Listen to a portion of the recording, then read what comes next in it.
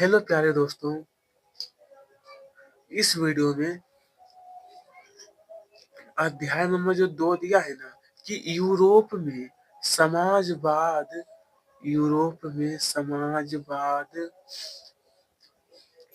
एवं रूसी क्रांति। प्रिय स्टूडेंट, ये जो आपका दिया है वो क्या है? सामाजिक विज्ञान के अंतर्गत जो हमारा इतिहास आता है वो वही है। और ये क्लास 9 का जो नई किताब आपका दिया गया था, निदानात्मक कक्षाओं हेतु जो मॉड्यूल है ना, वही बुक है। तो आइए हम लोग एक एक क्वेश्चन को सोल्व करने वाले हैं। द्वितीय इंटरनेशनल का संबंध था। द्वितीय इंटरनेशनल का संबंध था। तो दोस्तों, आप सभी को जो उत्तर लिखना है, तो प्रिय दोस्तों, इसका जो सही उत्तर होगा वो आप सभी को लिखना है वो वाला समाजवाद। क्या लिखना है? समाजवाद। दूसरा क्वेश्चन का है, कौन सा व्यक्ति रूस की जरीना का सलाहकार था जिसने राजतंत्र को बदनाम किया? राजतंत्र को बदनाम। तो मेरे दोस्त, इसका जो उत्तर आपको लिखना है वो होगा रास रासपुतीन। रासपुतीन, ठीक है। अब ये क्वेश्चन नंबर 3 देखते हैं। तो इसमें पूछा कि रूसी साम्राज्य में मुस्लिम धर्म सुधारक कहलाते हैं। तो मुस्लिम धर्म के सुधारक जो होते हैं उन्हें हम लोग कहते हैं वो जदिस्ट यानी जदीद। जदिस्ट यानी जदीद, ठीक है। क्वेश्चन नंबर 4 में पूछा है कि रूस में राजशाही का पतन हुआ। राजशाही का पतन हुआ था वो 1917 में। कब हुआ था दोस्तों? 1917। नंबर 5 पे फिर पूछा है, प्रथम विश्व युद्ध कब लड़ा गया था? कब लड़ा गया था? तो यहाँ पर वो वाला 1915 से लेकर के 1918 तक। 15 से 18। क्वेश्चन नंबर 6 में कहा गया है, रॉबर्ट ओवन समाजवादी किस देश से संबंधित था? कौन से देश से है दोस्तों? इसका जो सही उत्तर होगा वो होगा इंग्लैंड। कहाँ से? इंग्लैंड से, ठीक है।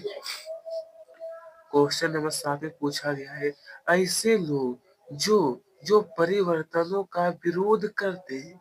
किसका किसका? तो परिवर्तनों का विरोध करते हैं, वे क्या कहलाते हैं? वे क्या कहलाते हैं उसको? इसका वो वाला बिल्कुल से रूढ़िवादी। रूढ़िवादी। क्वेश्चन नंबर 8 में कहा है, किस देश की पार्लियामेंट को ड्यूमा कहा जाता है? ड्यूमा कहा जाता है। इसका वह वाला बिल्कुल सही है, रूस होगा। क्या कहते हैं? रूस, ठीक है। आइए, क्वेश्चन नंबर 9 में कहा गया कि आरोरा क्या था? क्या चीज दोस्तों? आरोरा जो है वो बोला है कि वो क्या था। इसका उत्तर लिखा है वो युद्धपोत। युद्धपोत, ठीक है। हाँ, तो चलते हैं। अब हम लोग 1 सेकंड रुक जाएगा थोड़ा सा। दोस्तों, यहाँ पर जो पूछा गया था कि आरोरा क्या था, तो आपको उत्तर लिखना ये सही है, युद्धपोत ही होगा। क्या है? युद्धपोत। उसके बाद क्वेश्चन नंबर 10 में पूछा है कि बोल्शेविक पार्टी का नेता कौन था? किसका? बोल्शेविक पार्टी का। इसका उत्तर हो जाएगा हमारा 100 ऑप्शन लेनिन। कौन थे? लेनिन। क्वेश्चन नंबर 11 में पूछा है 1917 दोस्तों, 1917 ईस्वी रूसी क्रांति का आरंभ कहाँ से हुआ था? कहाँ से हुआ था दोस्तों? इसका उत्तर होगा वो पेट्रोगोद से। इसके आगे जब हम लोग देखते तो यहाँ पर पूछा गया था, रिक्त स्थान की पूर्ति कीजिए। ये जो क्वेश्चन दिया कि जार निकोलस द्वितीय, यहाँ पर खाली स्थान दिया, यहाँ पर जो भरना है मैं बता देता हूँ। तो प्रिय स्टूडेंट, यहाँ पर आप लोग देखिए, मैंने अच्छे प्रकार से सभी भर दिया हूँ। यहाँ पर जो पहला नंबर है आपको लिखना है 1894 ईस्वी हो गया था दूसरा क्वेश्चन जो दिया है, बोल्शेविक क्रांति के फलस्वरूप रूस में, तो यहाँ पर हो जाएगा समाजवादी शासन का जन्म हुआ था। ठीक है, उसके बाद देखिए 3 नंबर जो दिया है ना, नंबर 3 में यहाँ पर मेरे दोस्त आपको जो लिखना है वो होगा व्ला व्लादिमीर व्लादिमीर लेनिन को बोल्शेविक क्रांति का नायक कहा जाता है। क्या कहा जाता है? बोल्शेविक क्रांति का नायक। क्वेश्चन नंबर 4 में कहा है रूस की ये 1905 ईस्वी की क्रांति का प्रारंभ। यहाँ पर मेरे दोस्त उत्तर हो जाएगा सेंट सेंट पीटर्सबर्ग शहर से हुआ था। ठीक है, उसके बाद क्वेश्चन नंबर जो 5 दिया है ना कि कोल मॉक्स ने, तो यहाँ पर उत्तर होगा दास कैपिटल नामक ग्रंथ की रचना किए थे। रूस के राष्ट्रीय झंडे का जो जो रंग है वो कैसा है? लाल होता है। जो निजी संपत्ति का विरोध करते हैं उससे हम लोग कहते हैं साम्यवादी। क्या कहते हैं? साम्यवादी। नंबर 8 में कहा है सेठ सेठ पीटर्सबर्ग का नाम बदल कर आपको यहाँ पे लिखना है लेनिन गाद्र किया गया। उसके बाद 1914 दोस्तों 1914 ईस्वी में दो यहाँ पर होगा यूरोपीय यूरोपीय गठबंधनों के बीच प्रथम विश्व युद्ध छिड़ गया। ठीक है, ठीक है। उसके बाद क्वेश्चन नंबर 9 था, ये रहा क्वेश्चन नंबर 10 कि कोमिन कोमिंटर्न का गठन जो था वो 1919 ईस्वी में हुआ था। 1904 ईस्वी में हुए रूस जापान युद्ध में, तो यहाँ पर जो है रूस को पराजय का सामना करना पड़ा। इस तरीके से पूरा का पूरा आपको नोट कर लेना है मेरे दोस्त। ओके दोस्तों, उसके बाद यहाँ पर जो किया ना कि 1917 ईस्वी में कि रूस की बोल्शेविक क्रांति, यह बिल्कुल सत्य है। यह क्या है? बिल्कुल सत्य है। दूसरा क्वेश्चन जो दिया है 1920 ईस्वी तक रूसी साम्राज्य के अधिकारी, तो यह भी बिल्कुल सत्य है। ठीक है, उसके बाद नंबर 3 में जो पूछा गया है कि 1918 ईस्वी में रूस में ग्रेगोरियन कैलेंडर प्रारंभ किया गया था। यह भी सत्य है, यह भी सत्य हो जाएगा। ठीक है, उसके बाद देखिए नंबर 4 जो दिया है कि रूस में छोटे किसानों को कुलक कहा जाता था। यह सत्य है। और ये समाजवादी निजी संपत्ति का विरोध, यह असत्य, बल्कि विरोध करते हैं। जार निकोलस लोकतांत्रिक शासक था। यह असत्य हो जाएगा, असत्य। उसके बाद 1914 ईस्वी में रूस पर जार निकोलस का शासन था। यह सत्य है। रूस में सामूहिक खेती को कोल खोज कहा जाता है। यह भी प्रिय दोस्तों हमारा सत्य हो जाएगा। ठीक है, लेनिन के बाद स्टालिन शासक बना। यह भी दोस्तों हमारा बिल्कुल सत्य है। और ये नंबर 10 जो आप लोग देख रहे हैं ना, नंबर 10 दोस्तों यह भी हमारा सत्य ही होगा। ठीक है, इस तरीके से पूरा आप, तो प्रिय दोस्तों आप लोग यहाँ तक तो पूरा कर लिए हैं। इसके आगे जो आपको मिलान करने वाला जो क्वेश्चन दिया है, आइए अब उसे हम लोग देखते हैं। तो प्रिय दोस्तों आपकी बुक में जो दिया गया था ना कि मिलान करने वाला जो क्वेश्चन दिया गया था, तो इसका आंसर मैं यहाँ पर तैयार कर दिया हूँ। आप लोग इसे देखिए ध्यान से आपको देखना और नोट करें। देखिए क नंबर जो दिया इसका च से मिलान कर लेना, और 2 का हो जाएगा अ से, 3 का व से, 4 का स, 5 का द और 6 का हो जाएगा च नंबर, 7 का हो गया ट, 8 का ठ, और देखिए 9 नंबर जो दिया इसका ल होगा, 10 का जो और 11 का झ। इस तरीके से आपको बिल्कुल आसानी और सही तरीके से मिलान करना है। ओके, इसके बाद दोस्तों मैं यहाँ पर भी आपको आंसर ही बता देता हूँ कि जो आपसे प्रश्न क्रमांक 5 में जो पूछा गया था ना कि एक शब्द और एक वाक्य में जो उत्तर कहा लिखने के लिए, चलिए तो दोस्तों आपकी बुक में जो क्वेश्चन दिया गया था ना कि एक शब्द में जो उत्तर कहा गया था लिखने के लिए, तो आइए सभी का आंसर मैं एक-एक करके बताऊँगा और आपको अच्छी प्रकार से नोट करना है। 1 नंबर जो आपका दिया गया था, 1 नंबर यहाँ पर आपको आंसर क्या लिखना है, अलेक्जेंड्री केरस्की हो जाएगा, ठीक है? और नंबर जो 2 दिया था ना, इसका उत्तर लिखना है आपको पेत्रोगाद। और देखिए नंबर 3 जो दिया है इसका उत्तर होगा आपको 2 मार्च 1971 लिखना है। उसके बाद देखिए नंबर 4 आप लोग देखिएगा तो उत्तर लिखना है शेयर बाज़ार। नंबर 5 का उत्तर होगा पादरी गोपोन, पादरी गोपोन। और नंबर 6 आपका जो दिया है इसका आंसर होगा बोल्शेविक लिखना है। नंबर 7 का उत्तर होगा कोल मार्क्स। नंबर 8 का आंसर होगा निजी संपत्ति। नंबर 9 का उत्तर है जॉन निकोलस। और 10 का उत्तर होगा प्रिंस केरस्की। और 11 का जो उत्तर होगा 25 फरवरी 1971। इस तरीके से पूरा नोट करिएगा, ठीक है? तो आइए स्टूडेंट इसके आगे जब हम लोग देखते हैं तो यहाँ पर क्वेश्चन दिया था कि अति लघु उत्तरीय क्वेश्चन है। कैसा है? अति लघु उत्तरीय में कहा गया था आखिरकार ड्यूमा ड्यूमा क्या है? आखिरकार दोस्तों तो देखिए उत्तर लिखिए आप लोगों को सही उत्तर हो जाएगा। जार द्वारा एक एक निर्वाचित परामर्शदाता ने रूस की संसद ड्यूमा का गठन किया गया था। किसका? ड्यूमा का गठन, ठीक है? देखिए दूसरा क्वेश्चन अब दिया है कि सन 1900 से लेकर के बोला गया है कि 1930 के बीच रूस में महिला कामगार की स्थिति क्या थी?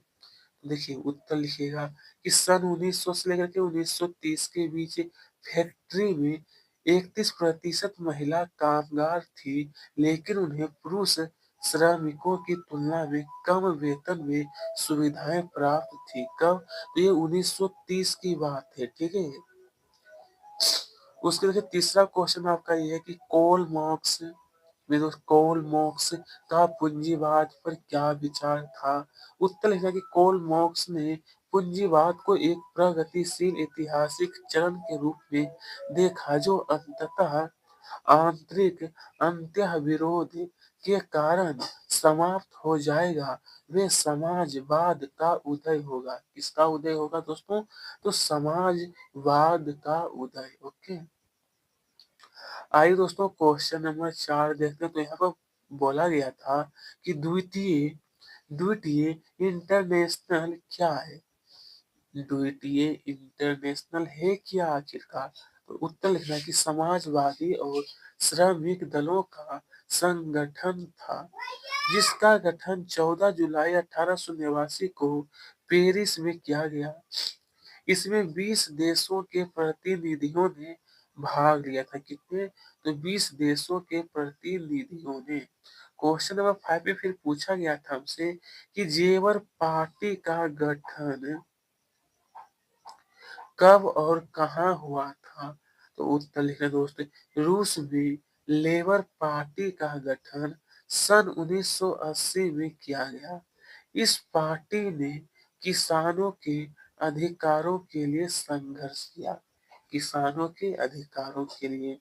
क्वेश्चन नंबर 6 में फिर हमसे कहा गया था आखिरकार मेरे दोस्तों कि निजी संपत्ति के बारे में पूंजीवादी और समाजवाद विचारधारा के बीच दो अंतर। तो पहला अंतर हो जाएगा कि पूंजीवादी निजी संपत्ति को व्यक्तिगत अधिकार मानते थे, जबकि समाजवादी निजी संपत्ति का विरोध करते थे। दूसरा पॉइंट में आपको ये लिखना है, पूंजीवादियों के अनुसार उत्पादन के स्वामित्व पर व्यक्तिगत अधिकार होता था, जबकि समाजवादियों के अनुसार उत्पादन के स्वामित्व पर समाज का अधिकार होता था। किसका? समाज का, ठीक है? क्वेश्चन नंबर 7 में हमसे कहा गया है कि उदारवादी उदारवादी विचारधारा किसे कहते हैं? उत्तर लिखना है कि उदारवादी विचारधारा जिसके अंतर्गत मनुष्य को विवेकशील प्राणी मानते हुए सामाजिक संस्थाओं को मनुष्य की सूझबूझ और सामूहिक प्रयास का परिणाम समझा जाता है। परिणाम समझा जाता है, ठीक है।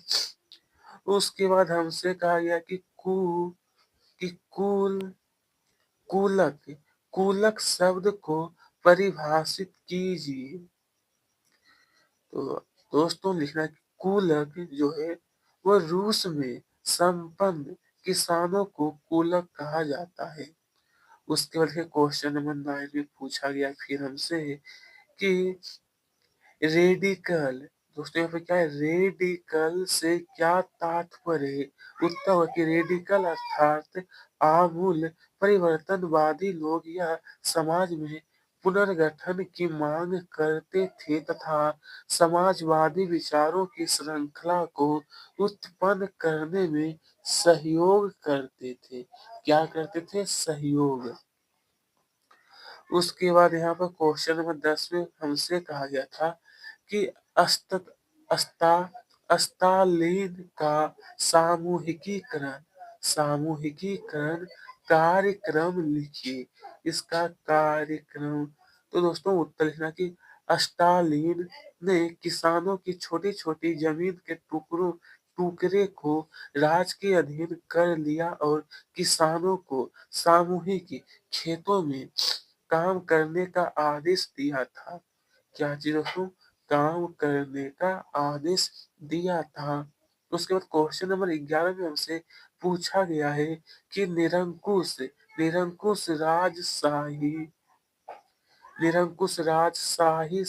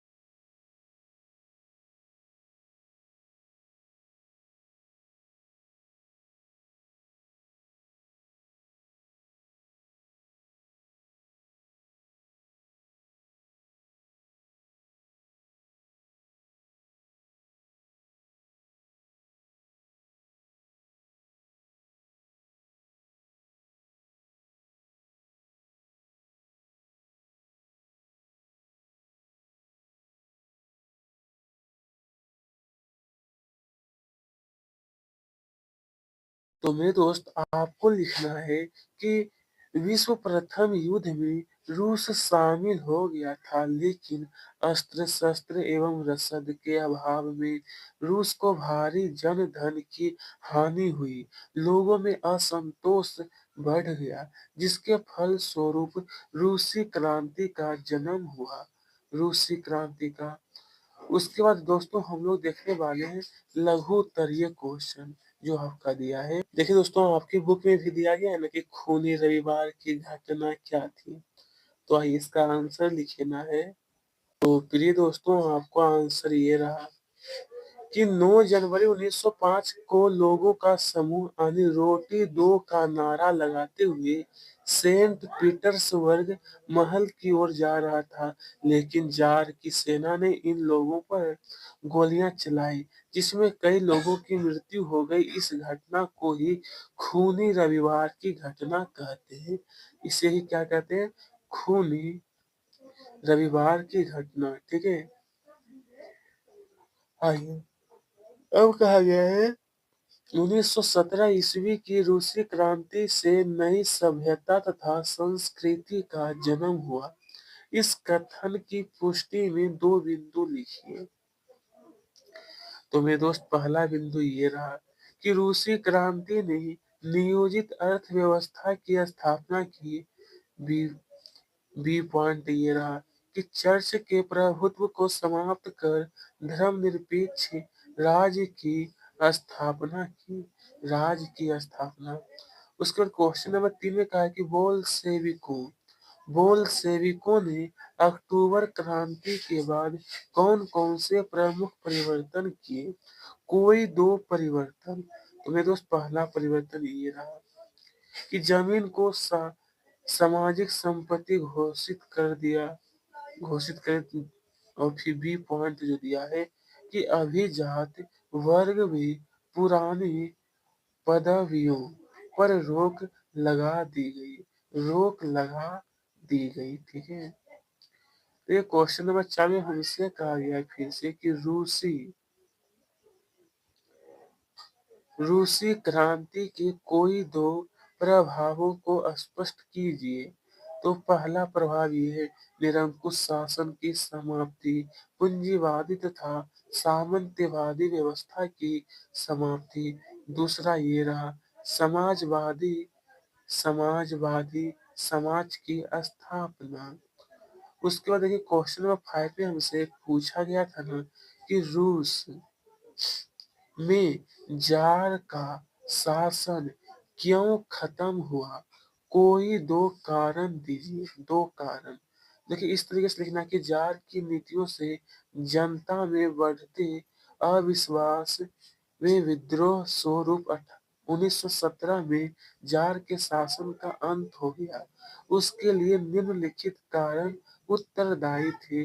पहला कारण आपका ये हो गया कि जार अत्यंत निरंकुश हो जाना। इसके बारे में ये पूरा नोट करना है। ये पूरा हो गया, ये पूरा। उसके बाद देखिए दूसरा पॉइंट जो दिया है ये रहा आपका।